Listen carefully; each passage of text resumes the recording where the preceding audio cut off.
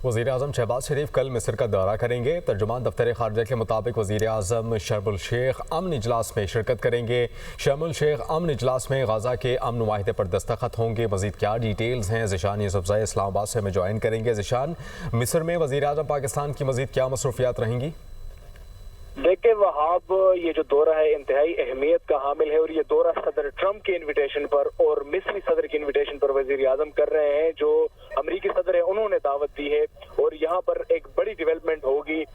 जो गजा में अमन मुआहदा है उस पर दस्तखत होंगे और इस मुआहदे इस कॉन्फ्रेंस में शिरकत के साथ साथ ही वजीर आजम जो है वो साइड लाइन पे भी उनकी कुछ मसरूफियत हो सकती है। इसके अलावा उनके साथ इसहाक डार है, तो अगर हम गुज़िश्ता कॉन्फ्रेंसेस देखें तो इसहाक डार जहाँ भी जाते हैं वहाँ पर वज़ीर ख़ारजा को या दीगर लोगों को एंगेज करते हैं।